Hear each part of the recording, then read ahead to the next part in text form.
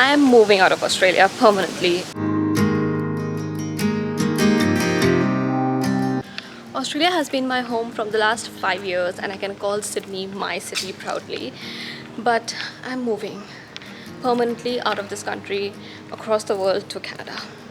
Why I'm doing that? Well, this is the video about it. I want to tell you all about my Australian journey, my life here since the last 5 years, and the reason why I've decided to leave this beautiful country. I do have an emotional connect with Sydney, so it's really hard for me to leave, but I think it's time to go and move on to a new chapter of my life. But before that, let's take it from the top and I'll tell you all about Australia and my life here. 5 years ago, I came to Australia and my journey started here at Macquarie Uni.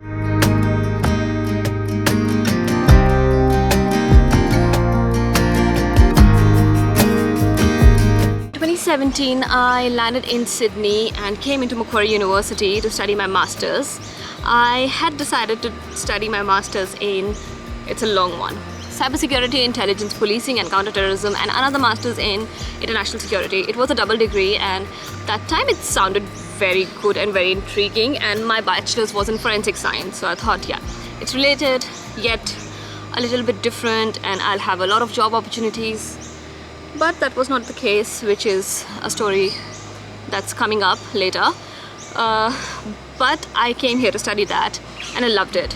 The uni, the people, the vibe, the professors, the life over here was amazing. Something that I had never expected and something that did a whole lot of change in me, and I love it. I think this is some experience that I really hold dear to my heart, and I think it was very important in my life, in anyone's life for that matter. It was a dual degree which lasted 2.5 years, and they don't offer this course anymore. It ended when I was studying, so there were no more new intakes from 2018, but you can study parts of this course inculcated in different courses. So this big Masters was the reason why I was here in Australia. And I think it costed me about $16,000 per semester. Yes, that's a lot. And 5 semesters, so calculated, I'm bad at math. And the fees actually go higher every year, so you end up paying, I think, a little bit more amount than what you initially paid. But I think it was all worth it. I gained so much amazing experience over here that I would have not gotten in India. So if you study 2 years or more in Australia, you are eligible to apply for a work visa, which is a postgraduate work permit, which allows you to work and stay in Australia for another 2 years. So that is what I applied for, because I wanted to work in this field and I really thought it's going to be really great as soon as I get out of the university and I have the degree in my hand. So the 2.5 years actually went like that. I made so many amazing friends from different countries. I met so many amazing people. I think this was the best time of my life. So while I was studying, I was also working in a retail store as a casual retail assistant. I was working with Witchery, which is an amazing brand. It's a women's wear brand. It was right in Macquarie Centre, which is opposite to Macquarie Uni, so very easy. I was also working with Bentic Suits, which is a suits company, custom suits company. And I was working as an admin and all-rounder over there. And I once also worked in an Indian restaurant as a waitress. It was all hectic. There was a time when I was working 3 jobs at one go. I don't know how I was managing that, but it was happening. So in 2019 I graduated. I was still working with Witchery and I was looking for jobs in my own field. I was looking for cybersecurity jobs. I was looking for intelligence jobs, policy making, something that was close to my learning and education. But it was so difficult to get my step into the industry because, I don't know, the jobs that were available that were entry level were only available for people who are permanent residents or citizens. It was not available for temporary residents because you need a certain level of security clearance. Cybersecurity jobs, they were mostly into financial institutions, required either heaps of experience, 5-6 years of experience, or a degree in the finance side, which did not make any sense. I was applying for forensic accounting, forensic related jobs, but the requirements were totally different from what I had in my skill set. So I think I tried for at least 7-8 months, vigorously applying on Seek and Indeed and updating my CV, sending out to people, reaching out to people on LinkedIn. I couldn't even land one job interview because I was not a permanent resident or a citizen, or neither did I have a lot of experience. So that was a very difficult period of my time, of my life, because I was working with witchery and I wanted to get out of retail, and I had finished my master's. So you would assume that you have a master's, people would actually consider your application, but no. Over here, no one cares. Unless it's something that requires certification like medicine or law, no one cares what degree you have done, how much education you hold, as long as you have the right work experience. That's what I've learned in Australia. So while I was looking for work, I really wanted to get out of retail. I thought that maybe it's smart to change my field. I had some experience in marketing, working with Bentex, and I knew how that worked. So I tweaked my CV a little bit and I started applying for jobs. And surprisingly, no one asked me what degree I have done. They called me for interviews. I was getting interviews and I was so happy. And I think I gave about 10-12 interviews and I got a job company where I'm working today. And they hired me. So while all of that was happening, there was something else happening as well. Guess what? The PR situation in Australia was changing. It was transitioning to something more stricter, more difficult to achieve, and more competitive. They reduced the immigration cap to 160,000 immigrants for the whole year, and they reduced a lot of things. They changed occupations, they changed visa types, they removed a lot of occupations, and out of that list of occupations that were removed from the visa category that I wanted to apply for was my occupation. Earlier I was eligible to apply for 4 different occupations, but now there was 0. When the changes were first brought into place, I thought maybe, it's fine, I might cope up, it might change, they might bring it again. But since that very first day of changes, nothing has come back. Like, it has been such an uncertain scenario over here in Australia.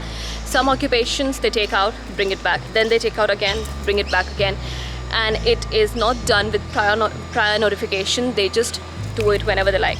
If you have seen the last video, if not, I would really urge you to go and see the last video, because I have explained a lot of different things over there. So in last video I told you that you need to get your skill assessed before applying for permanent residency. To be eligible, you have to have a skill assessment. I applied for my skill assessment based on my bachelor's degree. I applied twice. It's such a funny story. It's hilarious. It's just, you can't imagine what happened with me. And I'm angry, but I was angry, but now I'm like, I don't know what to do. I mean, I'm hysterical that happened with me. So I had to get my skill assessed. To start with that, I had collected all my bachelor's degrees, master's degrees, my work experience, everything together. I sent it to Vet Assess. The first result I got, it said that I failed the skill assessment.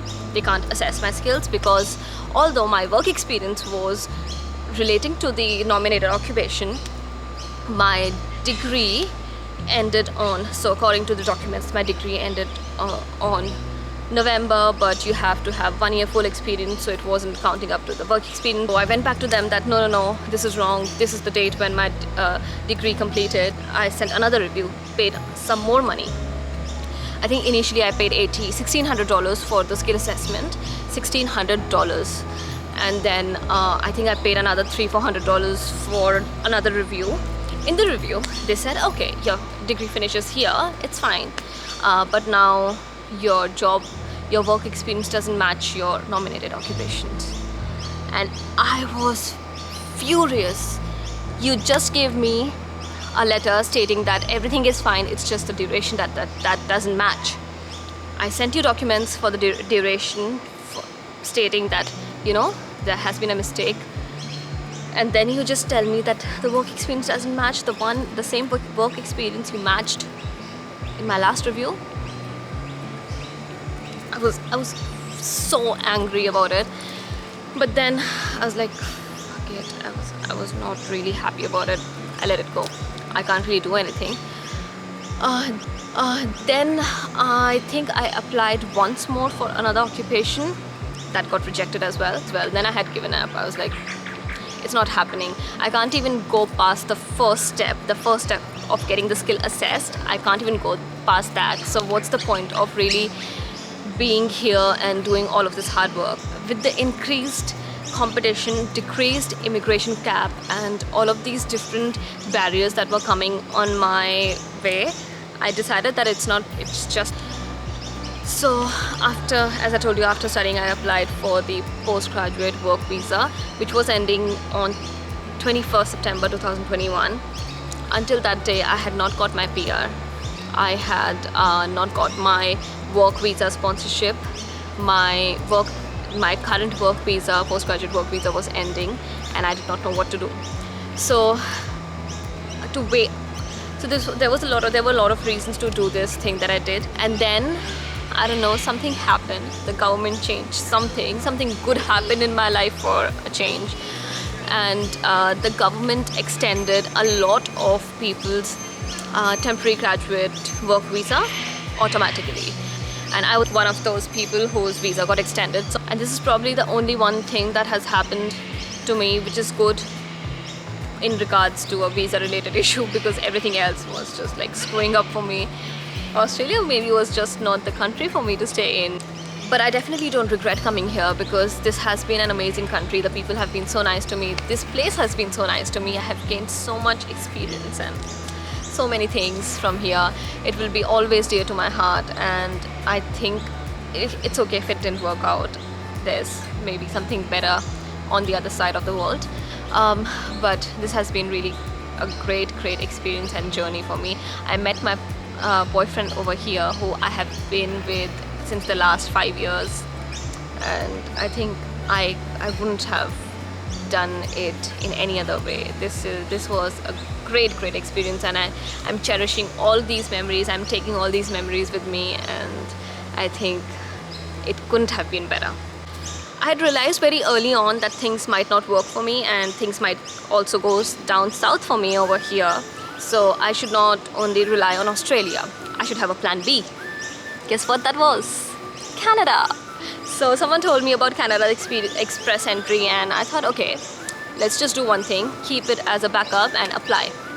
I had my retail work experience. I had my education and everything. I appeared for the English IELTS tests.